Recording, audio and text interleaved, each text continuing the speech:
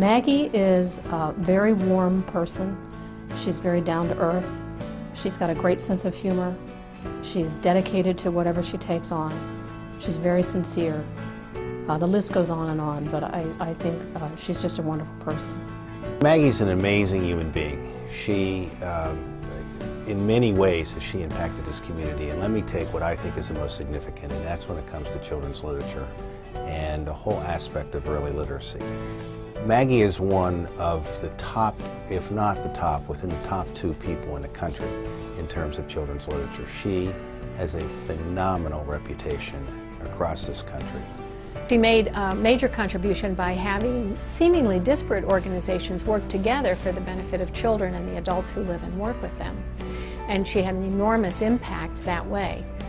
Also, she worked with the School of Library and Information Science, Mr. Rogers' Neighborhood, and Beginning with Books in bringing to everyone's attention the importance of literacy, reading to children from the time they were born, reading aloud. With her friend Betty Siegel, she wrote a book for reading out loud about the importance of reading aloud to everyone from birth through the teen years. All of that work has had an impact not only in the Pittsburgh community, but also beyond. Her work reverberates widely, far beyond Pittsburgh. Maggie is engaged and has really a great deal of vision and leadership.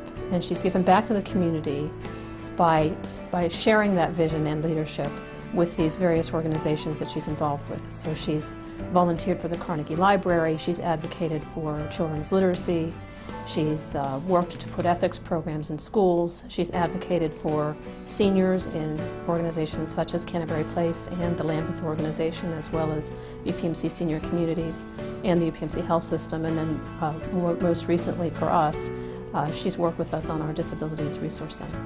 In short, I think Maggie's made a full-time job of giving back of herself in a volunteer capacity to these types of organizations. Maggie advocates through storytelling. She is a master at storytelling and has been all her life from what I hear. And there is nothing more powerful than the gift of a story when you're trying to get a point across, particularly in advocacy. I had polio when I was 3, and when I came home from the hospital after about a year, I was convinced of 2 things. 1, I was queen of the universe, and 2, I wasn't quite sure what went first, either a brace or a crutch. And so one day, when I was not paying attention to where I was going, something slipped, either a brace or a crutch, and I sat down very firmly. And I did what any good queen of the universe would do. I started to wail to bring my minions, and they came a-running. And the first one there was my father. And he came over and he sat down on the floor beside me. And he hugged me and he wiped my tears and he said, "Are you hurt?" That was an astounding question. And I thought a minute and I said, no, I wasn't. And he did the most amazing thing. He looked me straight in the eye and he hugged me again. And he said, "Then, my darling, get up and walk." And I thought about that for a very long time, because I think to me it meant get up and do the best you can with where you are.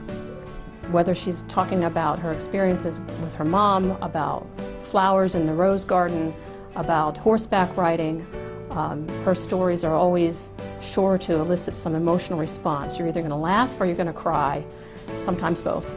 Maggie told a story, and literally it just took the breath out of all of us. It was a very, very powerful personal story about her own life. And we took a break. We went right into break for a while because I think everybody needed to take a couple deep breaths. Maggie has shown me what it's like to be a person with a disability who is not her disability. She's the perfect example of inclusion.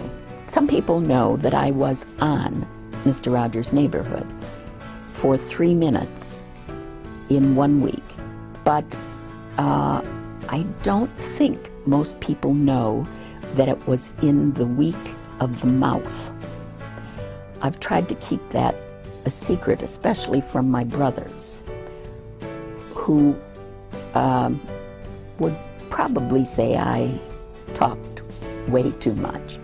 For me, as a storyteller and somebody who tends to talk a lot, it was not something that I generally wanted known.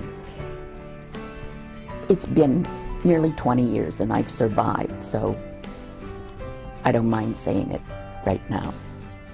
Maggie is my kindergarten teacher. She was the most phenomenal kindergarten teacher in the world, and to be able to work with her professionally in later years was just a real joy. I've never seen Maggie in terms of her disability. I've seen Maggie in what she's been able to do. I can remember Fred's one conversation where he said, you know, Maggie, we all have disabilities. Some of them are just more visible than others. I think that any time that one wins an award, it is an opportunity to say, here are some things that I've tried to do that I might not have been terribly successful with, but maybe somebody else could take it and make it work even better. And I'm very grateful. And as Mr. Rogers says, I receive it very thankfully. Congratulations, Maggie. I think you deserve this fine honor. Thank you for everything that you do for me and for all of the organizations that we work on together. Congratulations. I can't thank you enough for all you've done for me, for Family Communications, the Fred Rogers Company. Phenomenal work. We would not be where we are today in many, many of the projects that you work with us on if you wouldn't have been part of that team. You were always part of the neighborhood. You were always part of the family. We're forever grateful, and congratulations. This is something that you really, really do deserve, and that we can all celebrate all the work you've done for all of us. Congratulations, Maggie. Congratulations, Maggie Kimmel, and thank you for your effective leadership and advocacy through storytelling.